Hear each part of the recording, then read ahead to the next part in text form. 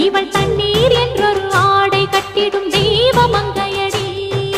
தையம் தீயம் தக்கு தீயம் தக்கு தையம் தீயம் தக்கு தீயம் தக்கு தையம் தீயம் தக்கு தீயம் தக்கு தையம்